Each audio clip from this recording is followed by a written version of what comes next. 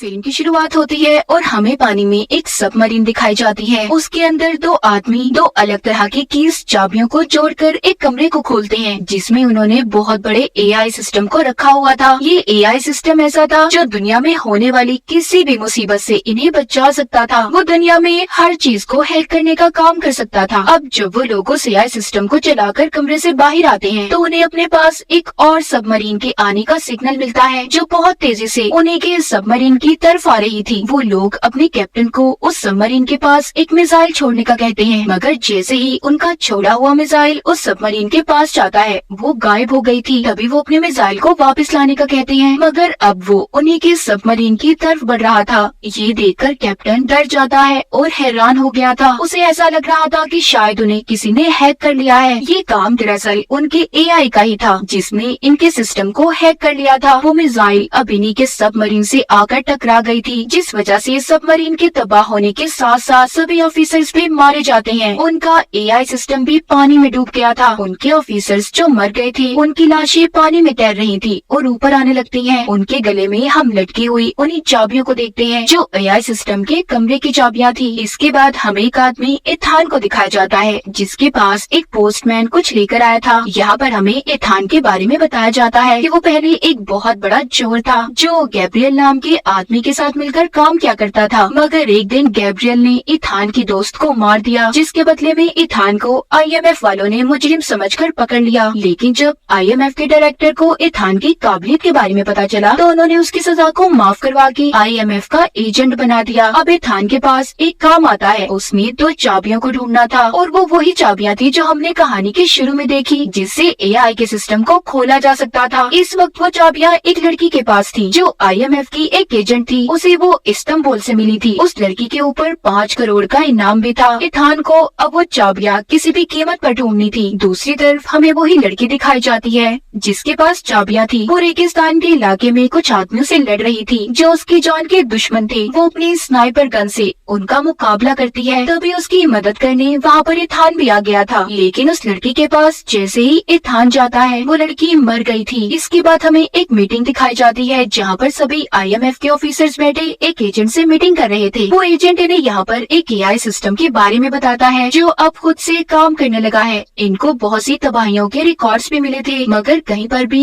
AI का नाम नहीं था कि उसकी वजह से ये सब कुछ हो रहा है। मगर वो एजेंट बताता है कि वो एआई अब खुद से काम कर रहा है। वहीं पर अब आईएमएफ के डायरेक्टर इनसे बात करते हैं और बता कि रशिया अपनी 2 अलग अलग किस्म की चाबियों को ढूंढ रहा है, जिससे वो अपने एआई सिस्टम को कंट्रोल कर सकते हैं, जो उन्होंने कई सालों पहले बनाया था। अगर उन्हें वो चाबियां ना मिली तो दुनिया में बहुत बड़ा खतरा आ सकता है। लेकिन ये चाबियां किस लिए और इनसे क्या खोला जा सकता था, इस बारे में इन्हें अब तक कुछ भी नहीं पता था। लेकिन दुनिया में जितने भी एजेंसीज हैं, सब उन चाबियों को ढूंढ रही हैं। शायद उससे एआई सिस्टम को कंट्रोल किया जा सकता है, जिससे पूरी दुनिया के सिस्टम को हैक करके तबाह किया जा सकता है। वो बताते हैं इन चाबियों का एक हिस्सा हमारे एजेंट को मिला था, जिसको लेने हमने इथान को भेजा था, मगर अभी तक उसका कुछ पता नहीं चला। तभी यहाँ पर एक एजेंट आकर आईएमएफ के डायरेक्टर को एक मास्क देता है और वहाँ पर जहरीली गैस को छोड़ देता है, जिससे सब बेहोश हो गए थे। बस वो एजेंट और डायरेक्टर ही बचे थे। वो एजेंट दरअसल असल में इथान था। डायरेक्टर उससे पूछते हैं, तुमने ऐसा क्यों किया? इथान उन्हें बताता है कि मैं उसी लड़की एजेंट के पास गया था, जिसके पास से मुझे ये चाबी मिली। मैंने ये चाबी ले ली और मैंने उसे मर जाने का नाटक करने का कहा, ताकि जो भी लोग उसके पीछे पड़े हैं वो हट जाए और उसकी जान बच जाए। वो अपने डायरेक्टर से कहता है, इस चाबी का दूसरा हिस्सा ढूंढने के बाद ही एआई सिस्टम को खत्म कर दूंगा। ये सुनकर डायरेक्टर कहते हैं, तुम जानते हो कितनी एजेंसीज उस एआई सिस्टम के पीछे पड़ी हैं? वो कहता है, हाँ मैं जानता हूँ, और मैं ये भी जानता हूँ अगर किसी भी एजेंसी ने उसे हासिल भी कर लिया तो वो इतना खतरनाक है, उसे कोई भी कंट्रोल नहीं कर पाएगा, जिससे दुनिया में तबाही फैलेगी। इसीलिए मैं उसे खत्म करना चाहता हूँ। अब कुछ दिन के बाद हमें दुबई एयरपोर्ट को दिखाया जाता है। एक ऑफिसर जो अपनी टीम के साथ इथान को ढूंढ रहा था, क्योंकि उसे पता चल चुका था कि चाबी का एक हिस्सा इथान के पास है। उन्हें इथान मिल जाता है, मगर दिखने पर वो इथान नहीं था, क्योंकि वहाँ पर जो इथान के साथी थे उन्होंने सारे कैमरा सिस्टम को हैक कर लिया था, जिससे उस ऑफिसर को चलता हुआ हर आदमी इथान नजर आ रहा था। उधर दूसरी तरफ इथान जो एक आदमी के पास पहुँचता है, जिसके पास चाबी का दूसरा हिस्सा था, मगर अब वो चाबी एक लड़की चुरा कर भाग जाती है। उसके बारे में इथान के साथी जब पता करते हैं, तो इन्हें पता चलता है कि लड़की जिसका नाम ग्रेस था, वो बहुत ही मशहूर और चालाक चोरनी थी। उस पर बहुत से इल्जामात भी लगे थे। तभी एयरपोर्ट पर इथान इथान के साथी को एक बैग पर शक होता है। जब वो उसे खोलकर देखता है तो उसमें बॉम्ब था। ये उस बॉम्ब को अब डिफ्यूज करने की कोशिश कर रहा था ताकि वो यहाँ पर किसी को भी कोई नुकसान न पहुँचा सके। उधर इथान को एयरपोर्ट पर ग्रेस भी मिल जाती है। वो ग्रेस से उस चाबी को ले लेता है और एक लाइटर देकर ये वादा करता है कि मैं जानता हूँ तुम एक बहुत बड़ी चोरनी हो। अगर तुम यहाँ से सही सलामत निकलना चाहती हो तो तुम्हें मुझे ये चाबियाँ देनी होगी और मैं तुमसे वादा करता हूँ मैं सही सलामत तुम्हें यहाँ से बाहर निकाल दूंगा। उधर अंदर इथान के साथी ने बॉम्ब को फटने से रोक लिया था, लेकिन ग्रेस वहाँ पर फिर से इथान को दोबारा से चूना लगाकर चाबियों को लेकर भाग गई थी और लाइटर उसकी जेब में डाल गई थी। तभी इथान जब ग्रेस को ढूंढ रहा था तो वो अपने सामने गैब्रियल को देखता है, जिसे देखकर वो डर गया था और उसे एयरपोर्ट पर खतरे का एहसास होता है। इसीलिए सबको बाहर निकलने का कहता है कि यहाँ पर बहुत बड़ा खतरा है। उधर IMF वाले जिन्होंने इथान पर नजर रखी हुई थी वो वीडियो में इथान और ग्रेस को जब साथ देखते हैं तो समझ जाते हैं कि इन दोनों का चाबियों को लेकर कुछ तो चक्कर जरूर है। उधर एयरपोर्ट पर ग्रेस को पकड़ा जा चुका था। उसके सामने उसके पासपोर्ट और बहुत से पैसे रखे थे। अब ऑफिसर उसे अपने सबसे बड़े ऑफिसर के पास लेकर जाता है, जो असल में कोई और नहीं बल्कि इथान था। वो कहती है तुम्ही ने मुझे पुलिस से पकड़वाया है ना? वो कहता है हाँ। अब तुम मुझे बताओ वो चाबियाँ तुम क्यों हासिल करना चाहती हो? वो बताती है मैं नहीं जानती उन चाबियों के बारे में असल राज क्या है। मुझे तो सिर्फ ये बताया गया था कि मुझे इन चाबियों को एक आदमी के पास बेचना है जो मुझे बहुत से पैसे देगा, और तुम्हारे बारे में भी बताया गया था। इतना कहकर जब ये दोबारा से इथान के साथ जा रही थी, एक बार फिर ग्रेस इथान को धोखा दे देती है। ऑफिसर्स के दरमियान में फंसाकर वो वहाँ से भाग गई थी और नीचे जाकर गाड़ी को लेकर चलाकर वहाँ से चली जाती है। उसका पीछा एक बाइक पर इथान भी कर रहा था। तभी ग्रेस के सामने कुछ गुंडे आ जाते हैं जो उसे अब तंग कर रहे थे और गाड़ी से बाहर निकलने का कहते हैं। वहाँ पर जल्दी से अब इथान भी आ गया था। उसने ग्रेस को बचा लिया था और उसके हाथ पर अपने हाथ के साथ हथकड़ी को बांध देता है ताकि वो भाग न सके। उधर ही वो ऑफिसर जो इथान को पकड़ने में लगा हुआ था वहाँ पर आ जाते हैं। इसी दौरान एक लड़की कातिल उनके पीछे पड़ जाती है। उसने ऑफिसर्स पर हमला कर दिया था और ग्रेस और इथान के पीछे पड़ चुकी थी। वो भी उनसे चाबियां हासिल करना चाहती थी। इथान और ग्रेस उससे बचकर एक गाड़ी को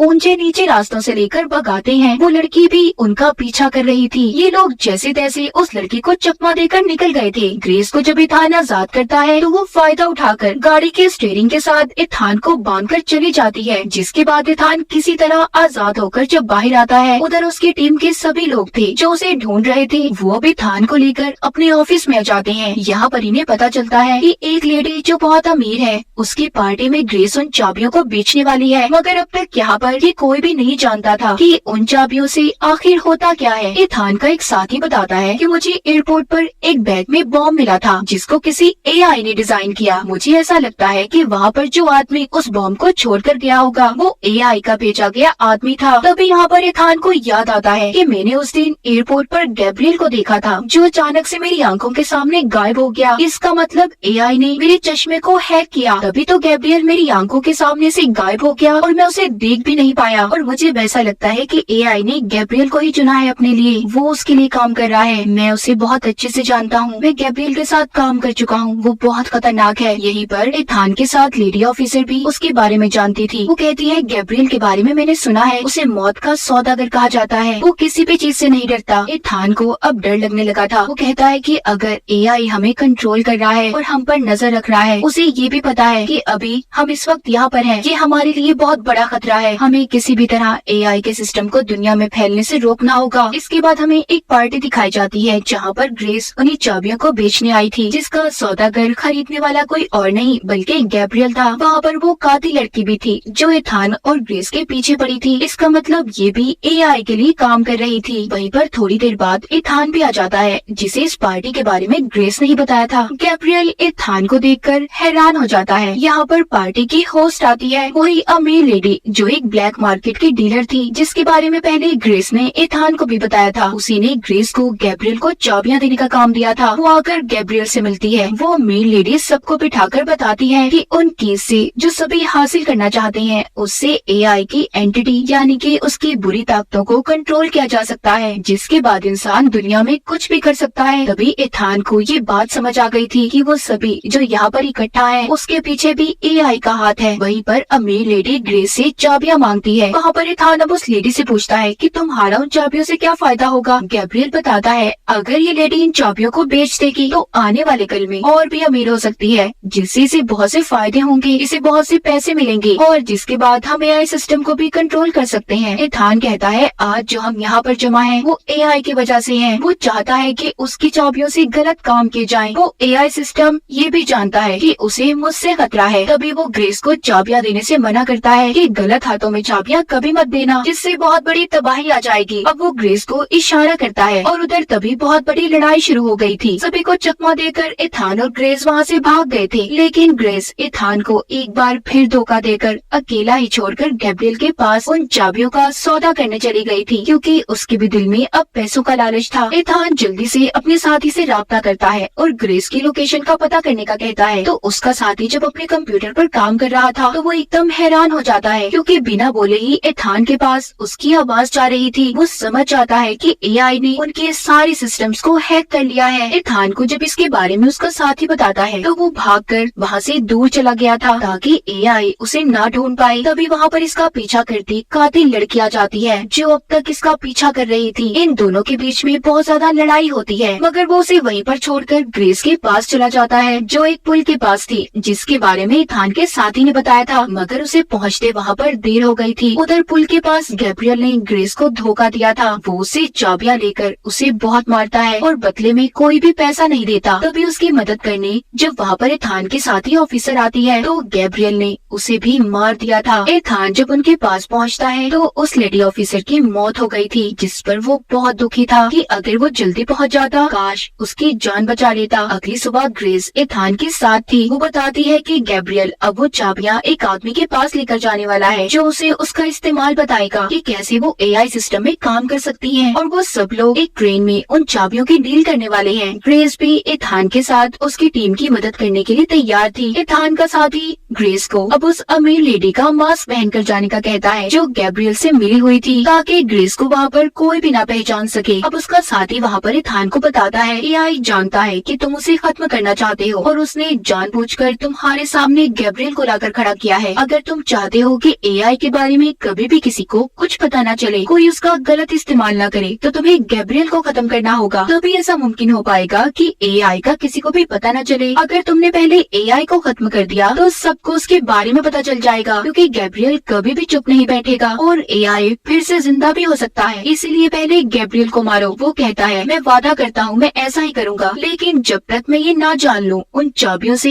एआई को कैसे कंट्रोल कर सकते हैं, उनका क्या काम है, मैं तब तक गैब्रियल को नहीं मार सकता। अब ग्रेस इथान की बात मानकर उस अमीर लेडी का मास्क पहनकर जाने के लिए तैयार थी और साथ ही वो ग्रेस से ये वादा करता है कि वो जल्दी उसे वहाँ से बचा लेगा। अगले दिन ट्रेन में गैब्रियल और उसकी सारी टीम थी। गैब्रियल ट्रेन चलाने वाले आदमी को मार देता है और स्पीड को तेज कर देता है ताकि कोई भी उन्हें पकड़ न पाए। उधर जब अमीर लेडी ट्रेन के कमरे में जाती है तो वो सामने अपनी हम शक्ल को देखती है जो कोई और नहीं बल्कि ग्रेस थी। ग्रेस ने उस अमीर लेडी को बेहोश कर दिया था और उससे वो चाबियां ले लेती है, जिसके बाद अब वो उस आदमी के पास जाती है जो उन चाबियों के बारे में जानता था। यहाँ पर उन चाबियों को खरीदने वाला आदमी कोई और नहीं बल्कि आईएमएफ का डायरेक्टर था। ग्रेस उससे पूछती है कि इन चाबियों से क्या हो सकता है। वो कहता है इस बारे में तो मैं भी नहीं जानता कि इन चाबियों से क्या हो सकता है और क्या नहीं, मगर किसी भी हाल में मुझे ये चाबियां चाहिए ताकि हम एआई के बारे में पता कर सके। इधर ही ट्रेन में दूसरी तरफ गैब्रियल एक एजेंट से मिलता है जो उस सिस्टम एआई के बारे में जानता था। गैब्रियल उससे पूछता है कि तुम उस सिस्टम के बारे में क्या जानते हो। एजेंट बताता है कि कुछ सालों पहले रशिया ने एक सिस्टम बनाया था जिसे एआई का नाम दिया गया और ये सिस्टम उन्होंने अपने एक सबमरीन में शुरू किया, और ये एजेंट उसी बारे में बता रहा था जो हमने कहानी के शुरू में देखा था। उन्होंने अपने एआई सिस्टम को ऐसे डिजाइन किया कि वो बहुत ही शानदार था। वो अपने बारे में खुद ही पता कर लेता था कि क्या सही है और क्या नहीं। इसी बात का फायदा उठाकर उस एआई सिस्टम ने उस सबमरीन को खत्म कर दिया। उसे ऐसे डिजाइन किया गया है कि वो खुद ब खुद अपने अंदर नई नई तब्दीलियां लाता है। गैब्रियल उस एजेंट से पूछता है इस बारे में और कौन जानता है। वो कहता है मैं, तुम और तुम्हारे पीछे जो लड़की खड़ी है, और कोई भी नहीं जानता। तभी गैब्रियल ने उस एजेंट को मार दिया था। गैब्रियल के पीछे जो लड़की खड़ी थी वो वही कातिल लड़की थी जो उसके साथ मिलकर काम किया करती थी। अब गैब्रियल उस लड़की को भी मारना चाहता था, लेकिन वो उससे बचकर भाग जाती है। इसी दौरान वो बहुत ज्यादा जख्मी हो गई थी। उधर दूसरी तरफ ग्रेस जो अमीर लेडी का रूप लेकर आईएमएफ के डायरेक्टर से उन चाबियों का सौदा कर रही थी पूछती है कि इसके बदले आप मुझे कितने पैसे देंगे। वो कहता है जितने भी तुम मांगो। ग्रेस जब उसके हाथ में वो चाबियां देती है तो IMF का डायरेक्टर खुश हो गया था। कहता है कि इससे पूरी दुनिया को तबाह किया जा सकता है। ये सुनकर ग्रेस डर गई थी। वो उन चाबियों को फिर से ले लेती है। वो जान चुकी थी कि इन चाबियों को किसी को भी गलत हाथों में देने से बहुत बड़ी तबाही हो सकती है। बाहर इथान को दिखाया जाता है जो एक बहुत बड़ी पहाड़ी पर अपनी बाइक पर था। उसका साथी उसे वहाँ से छलांग लगाने का कहता है जो सीधा ट्रेन में जाकर गिरेगा और वो उसे